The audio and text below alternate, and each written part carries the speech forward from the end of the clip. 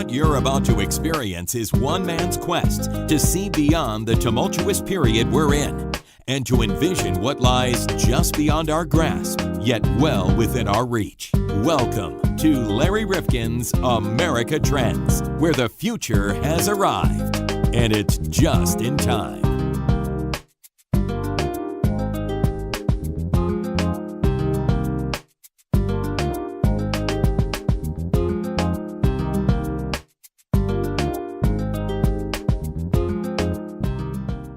Welcome back to America Trends, and today, John Kropsic, we are squeezed. Yeah, we really are. Alissa Quart is going to be with us, and this is a topic that I doubt there's anybody listening who isn't affected by this. Whether you're having financial difficulties, kind of living on the edge, wondering if you're falling out of the middle class, this is happening to our young people, happening to a lot of older people who are in debt, going into retirement. So lots of people, John, and I'm Larry Rifkin, by the way, who are squeezed today in America. Why our families can't afford America. Now, John, do you think this is hyperbole, or do you think this is really happening? I think especially in the state we live, you look at rents. How does anybody start, get out on their own with the cost of just the rent? Not to mention all the electricity and all the stuff that goes along with it. Well, don't forget, a lot of our young people are coming out of college in incredible debt. Right. And they can't even see their way to home ownership. So they are subject to these rents. And don't forget, a lot of our young people are migrating to these very expensive urban centers because that's where the jobs are. But how do you get an apartment even in Brooklyn? Brooklyn is being gentrified. We did another podcast on that. And so you're looking at a couple $1,000s a month just for rent. No, I think this is a really, if you're growing up now in this day and age, especially, I don't know how it compares to other places, but especially in the Northeast here, you got to find a pretty good job or you're living on poverty, really. Well, we've done a lot on this topic, as you know, John. We did that podcast on ALICE, the United Way Project, and that was asset limited, income constrained, employed. There are a lot of people like that. Right. They're working, and maybe they're making $14 an hour, $15, $12, whatever it may be. But when you add on top of that childcare costs, difficult employment policies, let's be honest. Most employers today, and we did another podcast on this, are getting out of the business of providing benefits. Absolutely. So you're on your own, pal. You're like full part-time. Exactly. And, it's really a tough place to be today. And that's why Alissa named this book Squeezed. Going for broke. The middle class goes broke in America in many ways. So what does a middle class existence really mean today? Well, for many, it meant security. It meant complacency. You felt, okay, I'm okay. Yep. I'm comfortable. But a lot of people aren't feeling terribly comfortable in their environment today. I don't think these days they are. And I understand why. Whoa, my phone's ringing. Oh, well, let's pick it up and let's go to Squeezed. Hello. With us on America Trends is Alissa Quart, and the book is called Squeezed: Why Our Families Can't Afford America. And that was the dream, Alissa, for so many of us, that we could do better than our parents, that there was an inevitability to our success if we were afforded the opportunity and given a good education. What's happened here? So I think of the middle class now as an unstable category, and I think it used to be more of a stable category. It was almost something that we were trying to escape in the 60s and 70s. Man in the gray flannel suit, Revolutionary Road. It had a kind of image of a conventionality. You're a lawyer, you work for an ad agency, you're a reporter. There are certain kinds of milestones in this career, in these kind of professions, and then you retire at a certain age and you have a house and car, and you're hemmed in almost by these norms. Now I think it's hard for even to get into that category and to stay in it, and it's so when I say squeezed, what I mean by that is a monetary squeeze, but also an existential one, where people's career trajectories and lives don't take the even line that they once did, but are more kind of jagged and broken and compressed than they were in the past. How much does that track with the fact that we used to think we'd go to work? And by the way, when you were talking about all those conventions and norms, you really struck a chord with me because I grew up and still live in the state of Connecticut. And everybody thought we were the men in the gray flannel suits getting on the train, going to New York, having a wonderful middle-class life. And we've seen a lot of things change here in this state of Connecticut and throughout the nation. So the question is, how much of that has tracked with the fact that no longer do we see our opportunity to stay at the same company?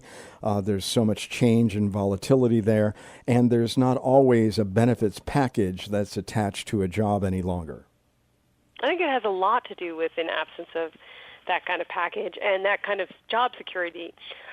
When I talk to people around the country for Squeezed over the last four years or so, and I probably spoke to around 100 people, parents, that is, and lots of experts on top of that, they were saying, I don't have even regular hours. These were people who, were working as professors, as paralegals. Things were very edgy for them, and after that, they had to plan their future. And were they going to get a pension? No. Could they rely on Social Security? No. So it was they had anxiety about the present.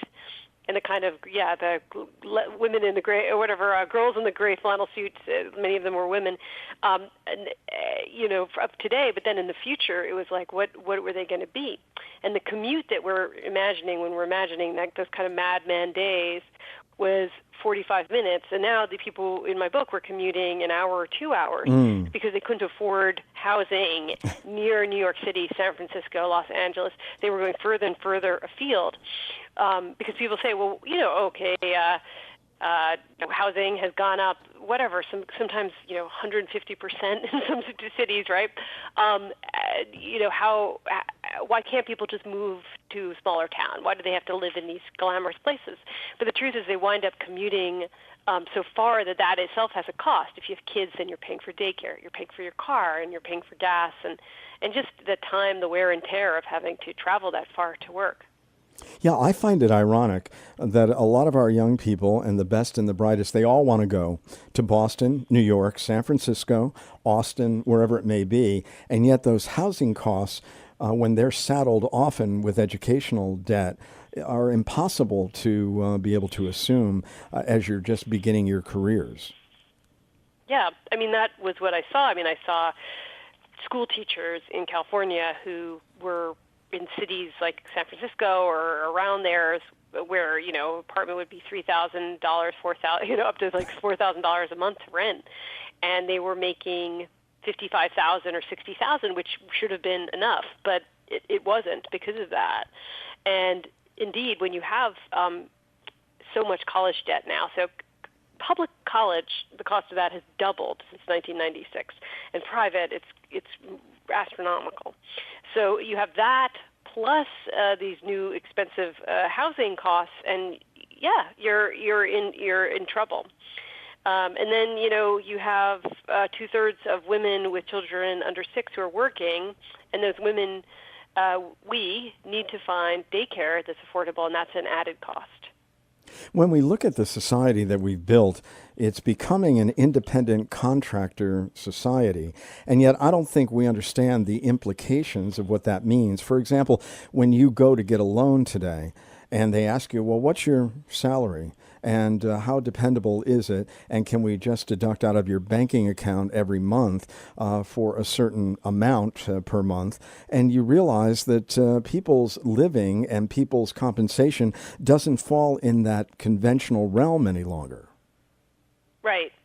Yeah, there isn't a lot of regular work for people.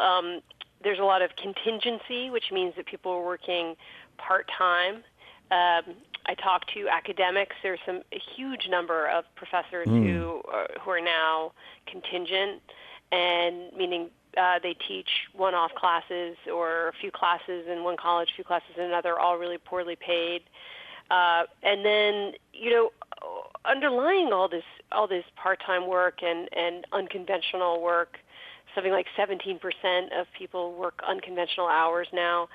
Underlying it is you have this incredible discrepancy between the top 1% and everybody else. So, I mean, if you're looking at, it's not just these unstable hours. What you're seeing is earnings of those in the top 1% are soaring nearly 10 times as much as those in the bottom 90% between 1979 and 2007. You know, if American incomes look like they did in 1979, families in the bottom 80% of the income distribution would be making an average of $11,000 more per year.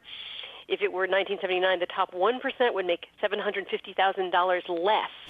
So we're just talking about people, like there was just a study of CEOs' average salaries. That's going up again. There's some crazy thing like $19 million a year, whereas the wages of ordinary people, I just looked at the latest numbers, they've gone up 0.3%.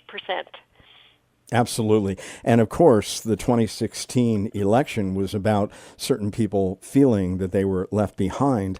And of course, they were blaming someone else because Donald Trump was telling them that it was because of some poor peasant who came across the border from Mexico. But I want to ask you this. We did a podcast about ALICE, which is asset limited, income constrained, and yet employed. And this is a project of the United Way across the country.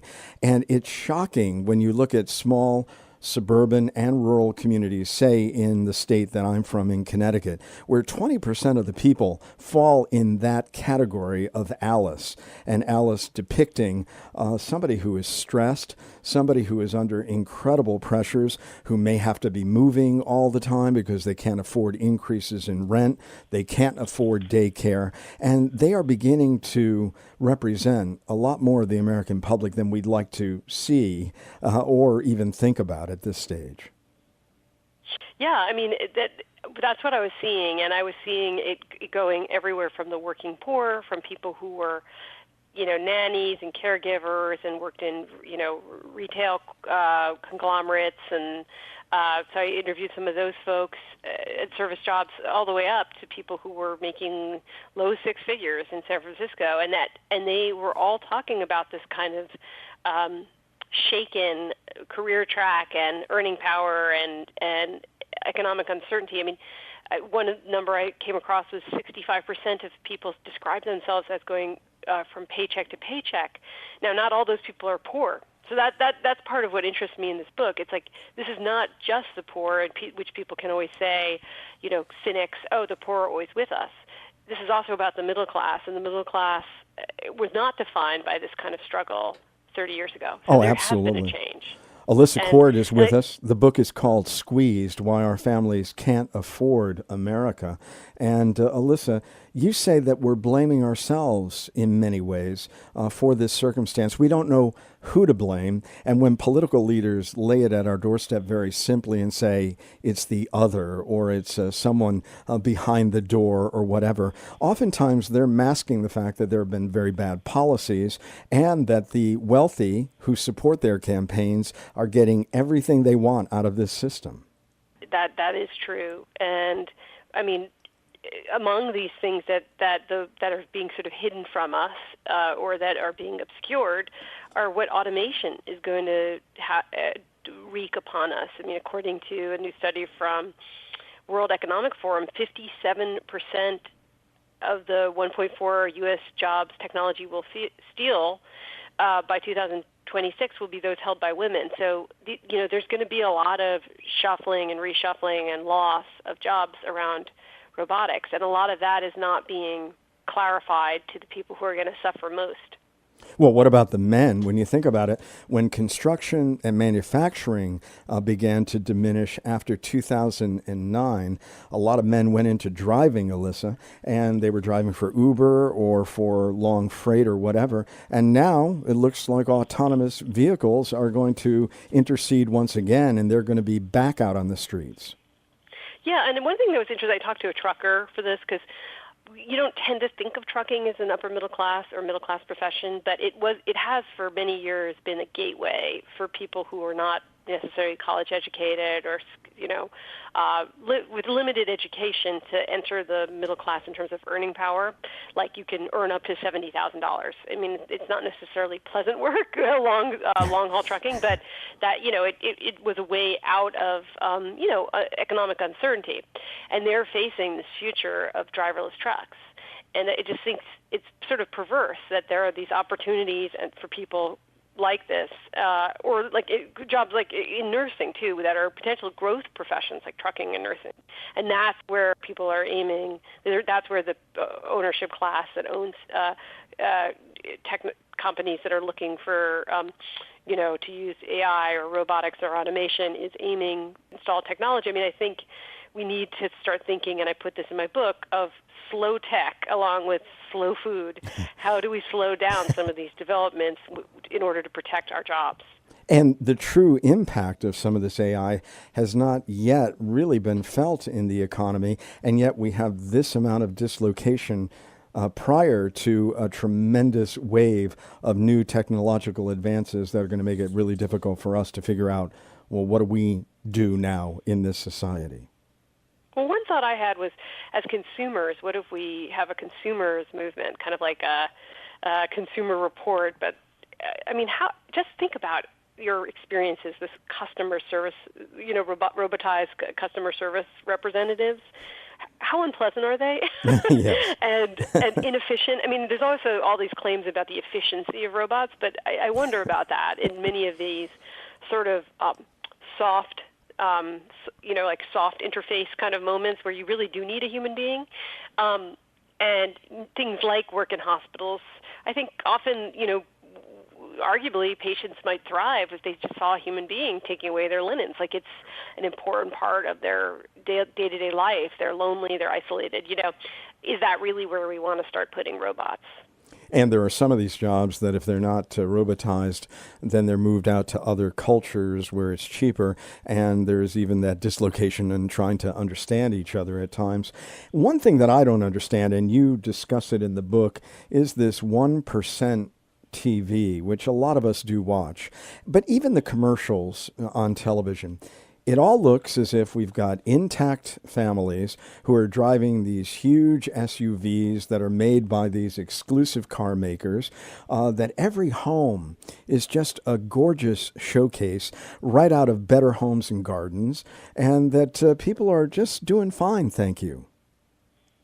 Well, yeah, I mean, so I write about this thing I called 1% television, or another phrase I came up with to describe it was bling porn, because it's this sort of, it's like even Mad Men, and it's often this kind of prestige television. It's Succession, which is a new HBO show. I've been quite obsessed with this stuff.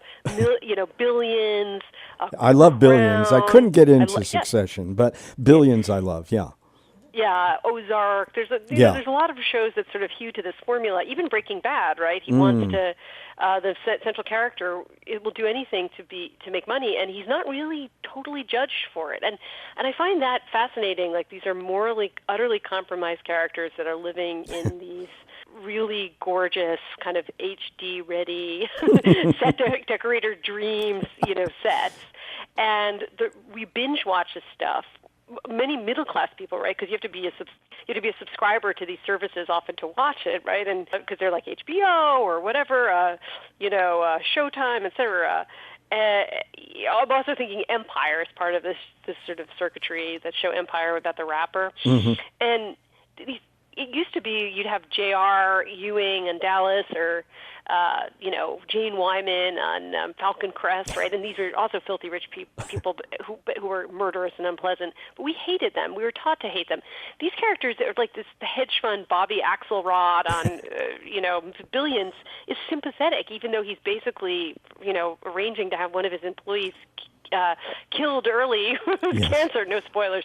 And but somehow that's okay. It's all normalized, and his incredible wealth and how he uses people is all normalized. And I do think it's no accident that this work is coming out now when you have all these people who are sort of anxious about their day-to-day work, and they're losing themselves in these narratives that offer a kind of escapism a dark escapism and consistency. But how that they might not get in angry? their- But how angry do they feel that somebody is living this high life and they're being so cavalier about others in our society, and they're just excessive, and their wants have to be met immediately? I mean, is that making people even more frustrated at their Well, situation? when I talked to I talked to people who said they were binge watching this, who were like trying to get a second job at 50. I'm like, like, do you really think this is emotionally healthy that you're watching, Downton Abbey all the time? And they described resentment, and they described envy and disgust. But the truth is that when people are going onto social media in their peer group, they're often encountering the wealthiest versions, the most kind of pseudo-successful versions of their own social networks. There was a study done by a scholar. The study was called In Equiligram, and it looked at the postings of people in social media in 5 different cities, and it found that they consistently post pictures of themselves in wealthier locales than they live, looking better, in like sun-dappled vacations. It's not our kind of paranoia that makes us think that our friends are living the high life. They're misrepresenting themselves as doing so. So, even when you're not on Hulu or Netflix or whatever, watching this stuff, you're getting the 1% version of your friends' lives often being delivered to you on social media. But one thing I advocate in the book is literally don't post your best moments only. Intersplice them with your more ordinary moments. It's like the least you can do for the people in your social world. Yeah, that's a great point.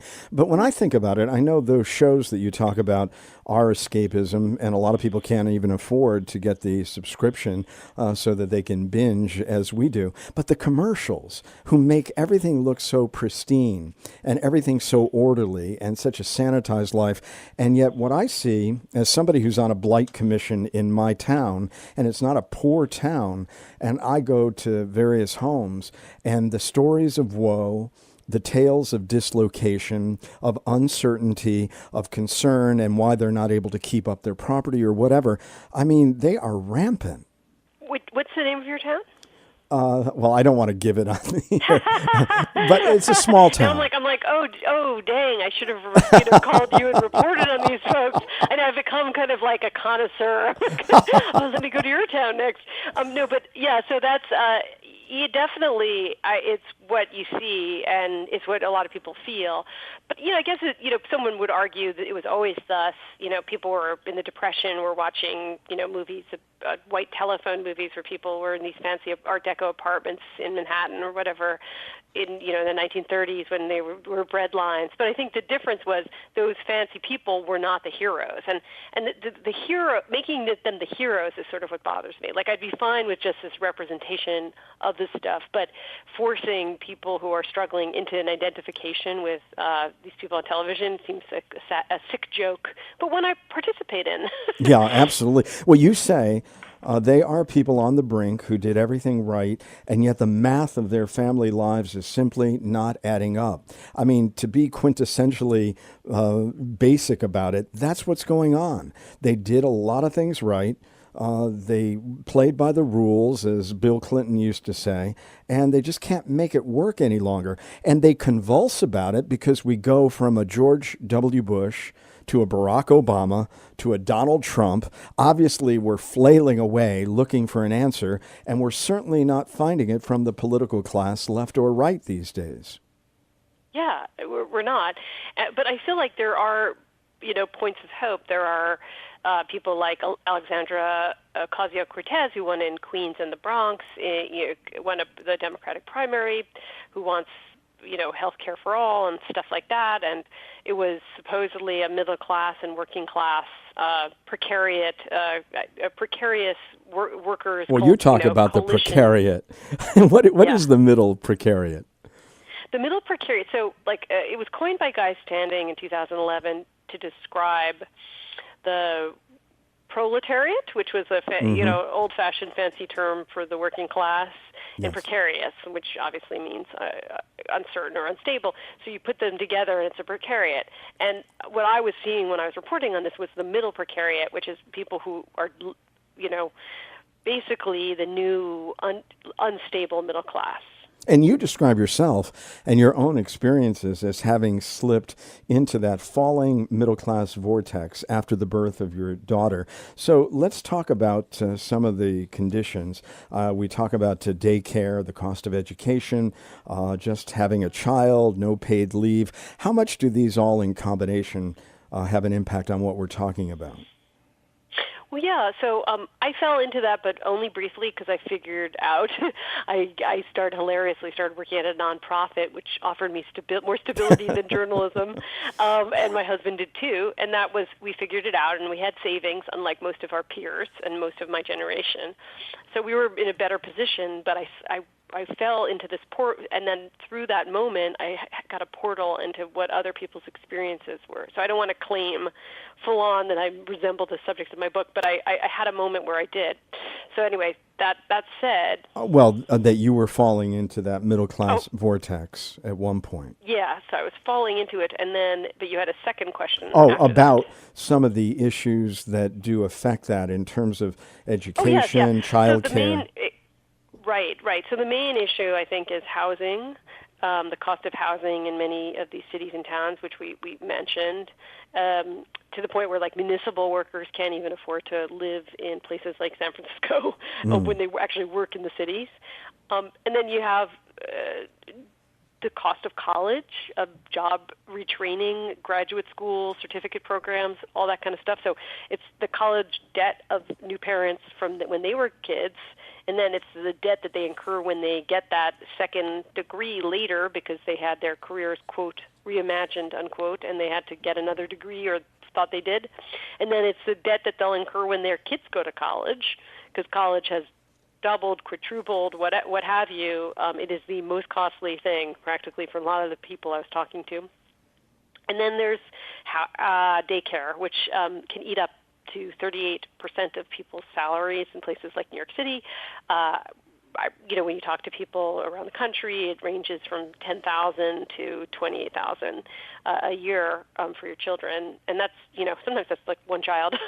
So the question is, what do you do with your kids when they're 5 and under? And what about snow days? What about summers? I mean, these are the kinds of things that chip away at otherwise comfortable middle-class people because they're so costly in this country and they're so unsupported. I met a German woman this summer at the beach who was asking, so what do you do on snow days? Is there a creche, like a place for kids? I'm like, no. Is there also the German school calendar starts in August? That's a whole month in which parents in America are scrambling to figure out where to put their kids. And yeah, in the past, maybe you'd send them to your parents, but the chances are your grandparents are working or they live in a different city. So that's no longer necessarily in place. This is, again, not the time of the gray flannel suit where you have all these kind of people in their roles ready to help a family.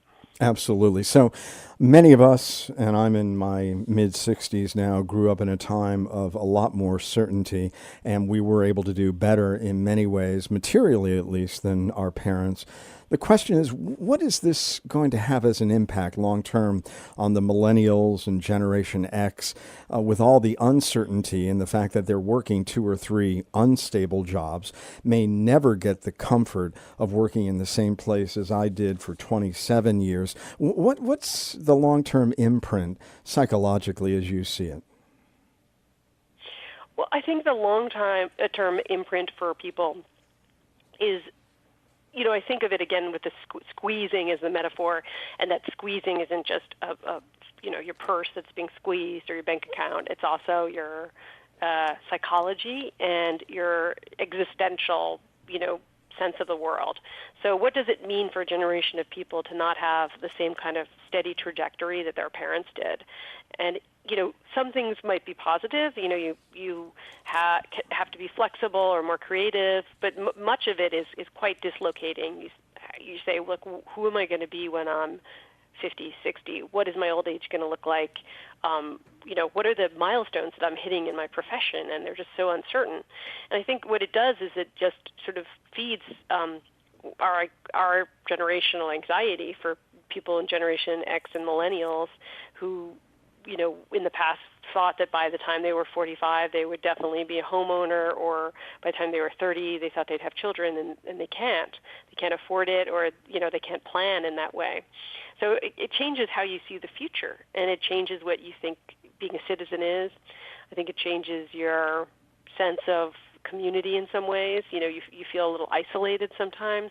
I mean, it should do the opposite. It should be a way to reach out to people because everybody's in the same boat, but often it's isolating because people have a sense of shame around it, I think. And if my book does anything, my hope is that people will start talking openly about their condition or where they're at, and aligning and connecting with one another about their shared problems and their shared goals about this country and their family lives. Alissa Quart, very interesting. Squeezed is the book, and so many people listening can certainly understand and reflect certain of the conditions and feelings that you put forward in this book and on this podcast. Why Our Families Can't Afford America. Thanks again for being with us on America Trends. Oh, thank you. It was a pleasure.